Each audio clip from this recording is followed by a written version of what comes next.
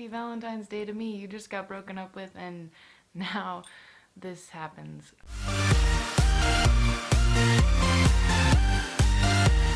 Greetings and salutations, everybody. My name's Hope and I'm currently in recovery from anorexia. Today is going to be part 5 of my eating disorder story, where I'm going to talk about my complications after my gastric bypass surgery and relationships.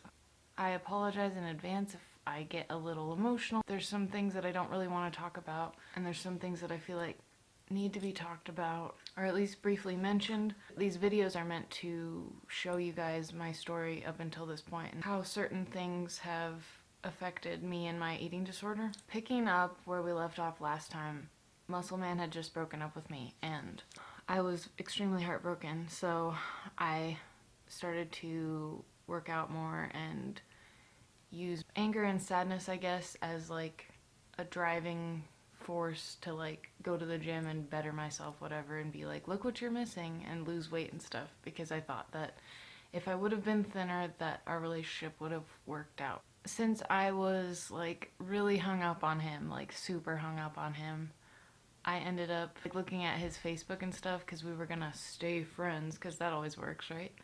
And I started to see him dating other girls, and he still hadn't left for the military yet. That just kind of reiterated my thoughts about me not being good enough and me not being thin enough, because why would he start dating these other girls if he was going into the military? And that's why we had apparently broken up. So that was pretty upsetting, but I mean, it is what it is. A couple months after Muscle Man had broken up with me, I ended up waking up one morning and I felt really sick. I thought that it was maybe just like my stomach being upset, because your stomach after the gastric bypass is super sensitive to a lot of different foods, and I had had like spicy taco salad the night before, and I thought that maybe that was just what it was, but it was like a different kind of sick feeling. I don't know how to describe it. I still kind of just wrote it off. And this was on Valentine's Day, by the way, so happy Valentine's Day to me. You just got broken up with and now this happens. Anyway, I went into the bathroom and I was sick going out the other way. I went back to bed and then I had to get up and do it again, and then I think it was the third time that I'd finally gotten up and gone back to the bathroom that I felt this overwhelming nausea, and I just grabbed the garbage can next to the toilet and I just vomited, and it was all blood and it was terrifying. I screamed for my mom and she comes in and I start crying because of course this is scary. I'm vomiting blood. I didn't even know what to feel. So my mom was like, oh my god, we gotta take you to the ER, you know? So she calls my grandma, who lives like right down the road. She's a retired registered nurse, so my mom wanted her to come down and come with us to the ER. I get up and start to walk out of the bathroom and get my coat on and stuff because we were gonna go to the ER, and my grandma comes in the door and my mom has me like holding the garbage can in my arms because I still felt really nauseous. I go to take a couple more steps toward the door and I just like vomited even more, and this time it was even more blood. I honestly thought that I was gonna die. When blood is coming out of you like that and you're feeling like you're gonna pass out, it was extremely scary. At this point, my mom tells my dad to call 911 because we're not making it to the ER. She has me sit down on this bench that we have by the door. I started to feel like I was gonna pass out. I don't remember a lot after this point. I do remember all of the EMTs coming into the house. There was a bunch of them. They rushed into the house. They were trying to get an IV in my arm, which I have really small veins that are really deep, and so it's always been really difficult for doctors and nurses, whatever, to draw blood or find a vein in my arm to give me an IV. But he found one. The EMT did find one. I don't remember a lot after that. I do remember them wheeling me out to the ambulance on a gurney and then putting me up into the ambulance, but like I know that the sirens were probably going off, but I don't remember hearing them. I remember on the way to the hospital, the EMT that was sitting in the back with me kept trying to talk to me and ask me questions to keep me alert, you know? I don't remember what was said. I do remember I answered him a little bit, but I was mostly in and out of it. I do remember the weirdest thing. The ambulance doors were like, you know how there's the red crosses on the back of them? And I remember like my vision, I felt like it started to turn almost black and white and like pixelated. That's the best way I can describe it. Maybe I was dreaming, I don't know. We finally got to the hospital. They immediately started to find, I forget why they had to do this, but they had to find another spot in my arm to do an IV because the one that the EMT had done wasn't going to work for what they needed to do. Like I said, I don't remember a lot of the details, and it took them about 4 hours to find another vein in my arm. It was like I was a human pincushion. I lost track of how many times that they had to poke me, but I will insert a picture here of after I had gotten back from the hospital, like a couple days later, what my arms looked like, how black and blue they were, but even so, the picture doesn't do it justice. My arms looked a lot worse. After they finally found a vein, 4 hours of using those vein ultrasound machines and just multiple nurses in and out. It was like a revolving door of people trying to find a vein in my arm. The ER doctor told me that I was like this close to needing a blood transfusion. He said that they were going to put a scope down and figure out where the blood was coming from and cauterize the area. They didn't really put me under anesthesia, but they like did that thing where they kind of sedate you enough that you have no idea what's going on. They ended up finding out that the blood was coming from where they had sewn me back together for my gastric bypass, where they had sewn my new little stomach pouch to my rerouted intestine. An ulcer had developed and ruptured. It was bleeding, and then there was like a vein next to it that was spurting blood or something. I was in the ICU for like a day and a half after they had cauterized the bleeding. They put me on like an iron drip in the hospital, and then once that was gone and they were sending me home, then they were gonna put me on iron supplements and stuff to make sure that my blood returned to normal. It's crazy because it's supposed to be such a rare complication that happens from gastric bypass surgery, and I'm just like, of course, you know, that would happen. I feel like I used the GI bleed, because that's what they called it, is a GI bleed, gastrointestinal bleed. I feel like I used that as like an excuse to slowly start changing my eating habits and restricting the types of food that I ate, because the gastric bypass is already restrictive, but I feel like I used the GI bleed as something that made it okay to restrict even further in my head. I did it so slowly and in such little ways here and there that I didn't even realize it was happening until way later on, that like everything kind of snowballed. Into the relationships part of the video, I started to date again after I felt like I had kind of recovered from being so heartbroken about Muscle Man. Something really bad happened that I'm not really comfortable talking about on camera. Something happened that changed me as a person and just almost like flipped something in me. I had a really hard time like feeling okay about myself after that and feeling like everything was okay. So I ended up meeting this guy, and we're gonna call him Speed Racer because he loved to race go-karts and he was extremely good at it. And he was actually a friend of my dad's, kind of, because they worked together, and I ended up starting to hang out with him and this other couple. The four of us would hang out and we would like go bowling, go out to eat, play games and stuff, like board games. And I started to become really close to Speed Racer, just even as a friend, as a person. He's so sweet and selfless. He cares so much about other people.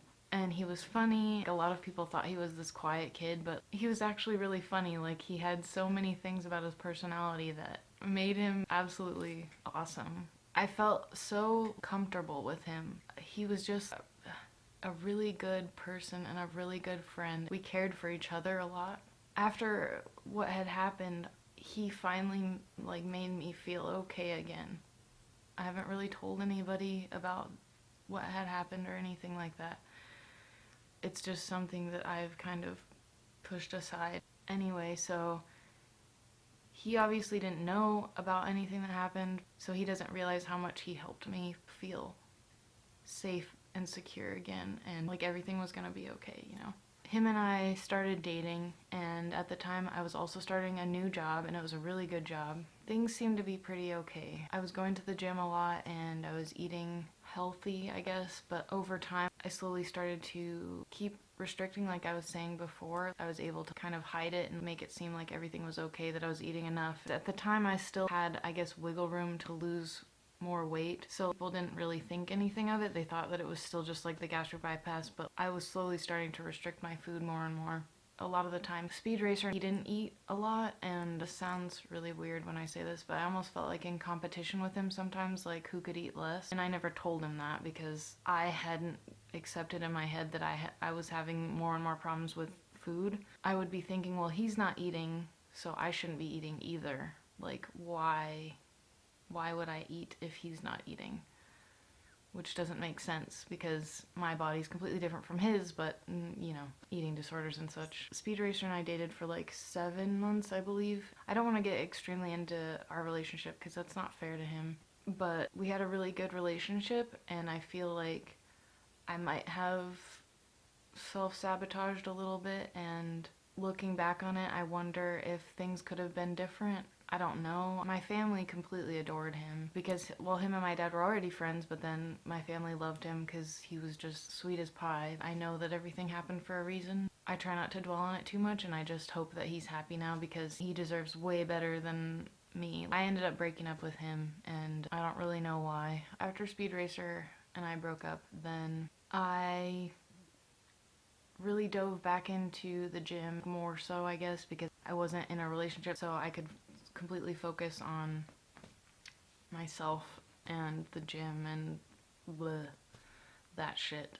That was all that mattered to me at that point, because I still didn't feel like I was thin enough or that I was at the weight that I wanted to be at. It wasn't enough. I still didn't feel enough. After a little bit of that, I met Pool Shark. We're gonna call him Pool Shark, and he is an amazing pool player. He's crazy good. He's like one of the best in the area where I live and the surrounding area. He's on a league and everything. Pool Shark and I met online. We were talking over Skype for like about a month before we even met in person. I fell absolutely head over heels for him. He was so good with words and just, he said all the right things, and he was really funny and sweet, and we had a lot in common. He was really good at a lot of things, like he was really good at piano. So like I remember on one of our Skype calls, he played Canon for me. I love that song. And he of course like knew it right off the top of his head and could just play it. It made my heart go pitter patter, you know? When I finally did meet him in person, it was like fireworks. I fell really hard for him really fast. I'm not gonna go a ton into our relationship because, like with Speed Racer, it's not fair to Pool Shark to talk a bunch about our relationship. I do want to say that we had quite a roller coaster of a relationship. We were extremely codependent on each other, and at first it was okay, but then it ended up being like almost unhealthily codependent, and we always came back to each other because it was like we were magnets, but we were toxic. It's really hard to explain. I still have so much love for him. I still have a ton of love for Speed Racer too. He has a piece of my heart, Speed Racer does, and I still love him. But Pool Shark has also a large piece of my heart still. And I don't know if that ever goes away or not, but Pool Shark and I, we went through a lot together, and for a long time I thought that the constant fighting from the outside and in between us, that fighting for our relationship in a multitude of ways was making us stronger, but I feel like in some ways it made us weaker, and I don't know what all happened. I think we just both changed and we both realized that we wanted different things, and there's so many reasons why it just ended up not working, but it didn't make it hurt any less because I still have such strong feelings for him. I do hope that one day we can come back and meet again and maybe just start over as the people that we are now. I feel like I put him through a lot, like with my eating disorder and everything. I can get into that more in the next video as well. I should probably just stop the video here, to be honest. I'm sorry that this video was so long and kind of depressing and emotional and all that fun stuff. The next video will be about my eating disorder, more specifically, and my diagnosis, and now where I'm at in recovery. that kind of stuff. So it'll probably be the last video in this series. I hope that you enjoyed this video, and if you do celebrate Thanksgiving, I hope that you have a lovely Thanksgiving. And if you're struggling with an eating disorder, I know how scary Thanksgiving can be because it's a holiday centered around food. I guess my best advice would be to just take a deep breath and try to be present, be mindful, and enjoy yourself. Let yourself know that it's okay to have the pie, it's okay to have some turkey, like it's okay to eat a little bit of everything. If you don't eat the whole pie now, it's not gonna disappear, you know? Like you could have some now and some later, it's okay. And it's also okay to eat till you're really full because that's just part of Thanksgiving and it's part of life, and it's all okay, you know? But I really do hope that if you're struggling that you can enjoy yourself on Thanksgiving. Remember why we're on this planet and things that we're thankful for. Thanks for watching, guys. Stay strong in the fight against stupid eating disorders, and I will see you next week. Alright, bye guys.